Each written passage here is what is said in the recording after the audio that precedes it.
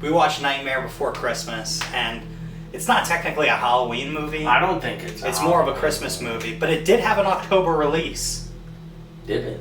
It was released October 29th of 1993.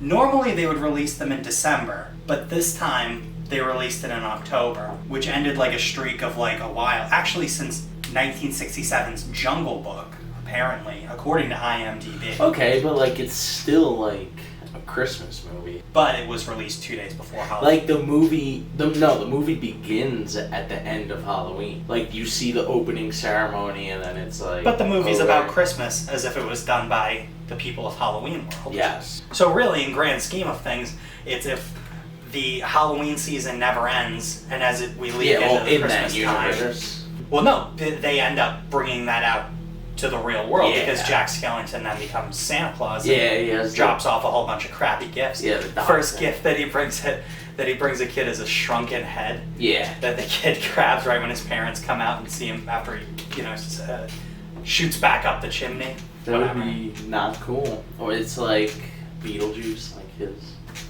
It kind of looked like Beetlejuice, which I mean, Tim Burton, same guy. So. Same dude. This was actually 1993. It would be 5 years after Beetlejuice. Danny Elfman, the guy who actually provides the singing voice for Jack Skellington, who also does the musical score for Nightmare Before Christmas, also does the score for Beetlejuice, Edward Scissorhands, Corpse Bride, Men in Black, Batman Returns. Okay. And wouldn't you know it, he does the Justice League theme song. For what? For the new Justice League. Really? Theme song. Dawn of Justice? Yep. Really? Well, he's good.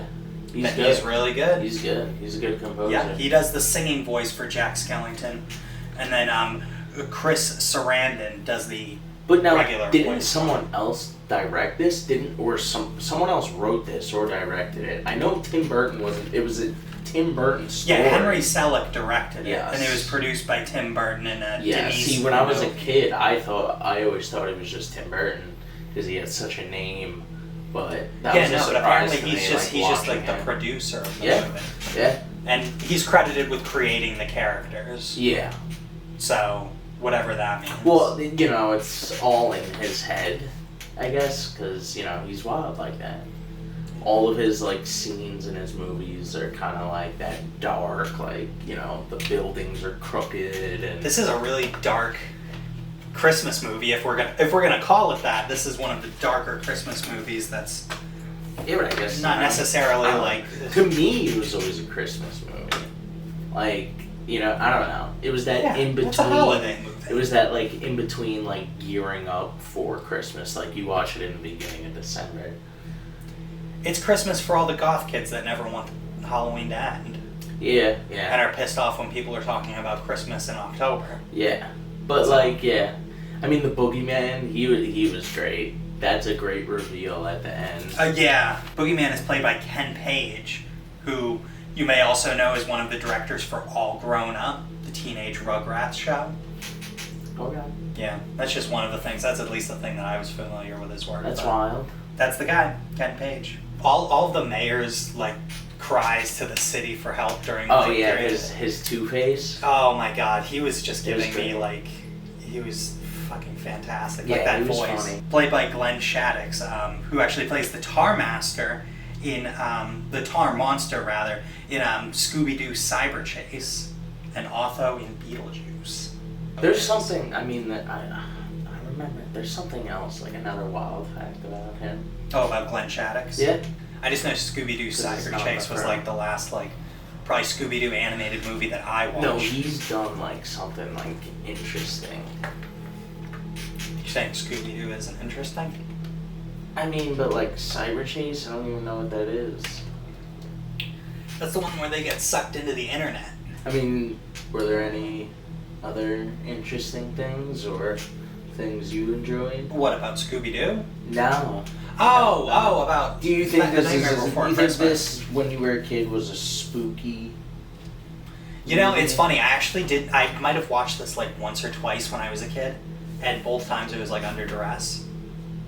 Because my cousins were crazy into it. I remember for whatever reason... They pushed it on It wasn't one that my parents ever, like, I watched when I was a kid, so I never even knew that it existed. Yeah, see, and then that's one what- time I was over at my cousin's and it was like, you never watched Nightmare Before Christmas, and then we put it on and I just like vaguely remember watching it. But So would you say this is spooky?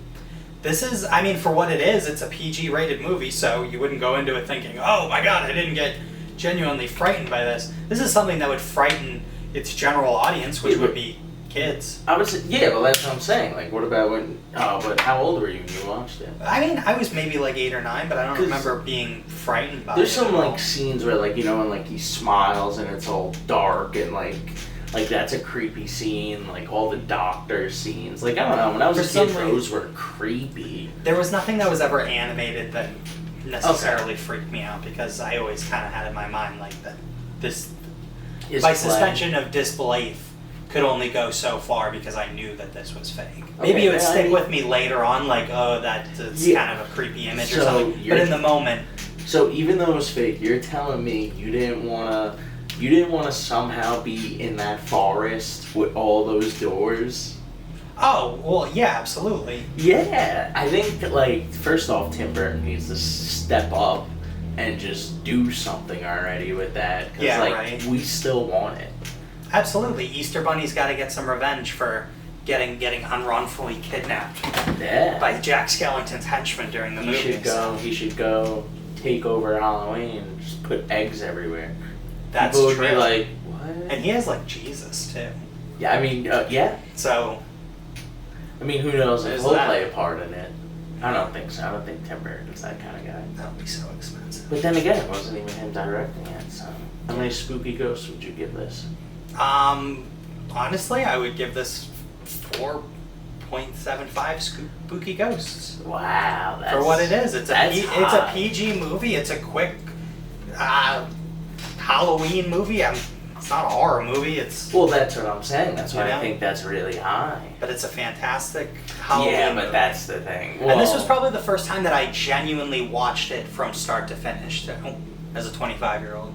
Like yeah, genuinely. I mean, And I just love that movie. And it's a fun- it's I'll fun, watch it's it cute. anytime. great songs. But like, if we're talking like in this horror, fantastic songs. If we're talking in this horror category, I don't know. I'd have to give it like a 1.8. But that's just because it's in the still so horror good. category, Yeah, I like, guess. get like scared. I mean, I guess wasn't- as a horror movie, yeah. Because, like, when I was it's a- shit because it doesn't scare me. Yeah, like when I was a kid, like that made me be okay with like watching other scary movies, like because it made it seem like, hey, like you were saying, like this is so not real that like, okay, some other horror movies aren't real, but for that I'll give it that 1 point for doing that. Groundbreaking work as well. Definitely. Like, I don't know, stop motion picture. It's just like, that's badass shit. I couldn't do it.